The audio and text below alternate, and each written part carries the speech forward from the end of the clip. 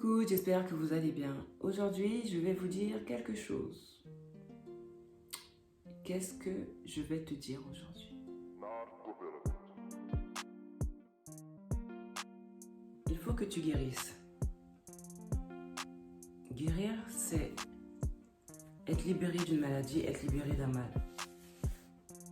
Bien souvent, on ne s'en rend pas compte, mais on a un mal en nous qui nous empêche des fois d'aborder l'avenir sereinement, d'aborder nos relations sereinement.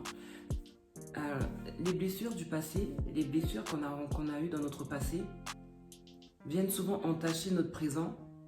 Et si on ne fait pas attention, ça va entacher aussi notre futur. C'est pourquoi il faut guérir. Guérir avant de rentrer dans quelconque relation ou de continuer la relation dans laquelle tu es.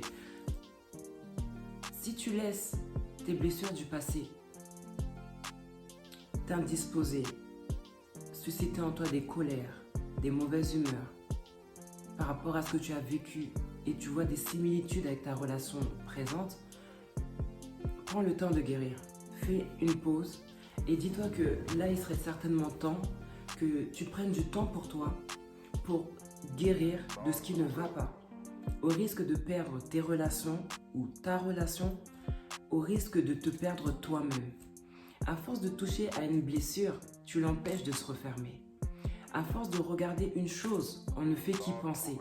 C'est pourquoi, quand tu vois que tu ressasses beaucoup de choses de ton passé, des gens à qui tu n'as pas pardonné, des choses que tu n'as pas pardonné, des choses qui te reviennent souvent en mémoire, qui continuent à susciter des émotions négatives en toi, il faut que tu te dises là, j'arrête. Il faut que ça passe. Parce que je ne peux pas être saine dans ma relation actuelle ou dans mes relations futures. Et tu as besoin d'être bien.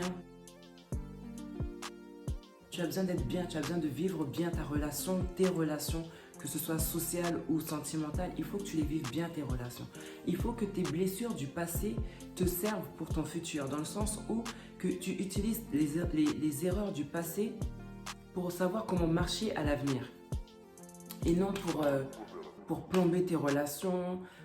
Souvent, tu vas être en bon terme avec ton compagnon et à un moment donné, il y a des choses qu'il va faire qui vont te rappeler un ex.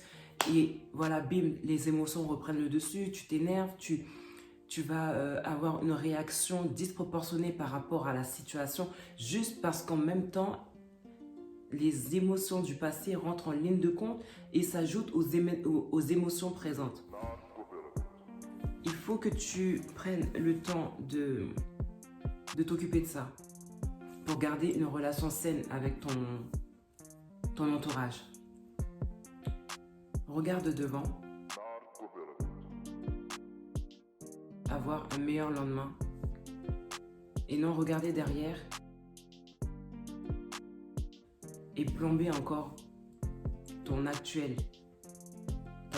situation et ta future situation. Regarde derrière pour voir d'où tu viens. Regarde derrière pour voir le chemin que tu as parcouru. Regarde derrière pour voir ce que ça t'a appris, ce que ça t'a enseigné. Et au sortir de ça,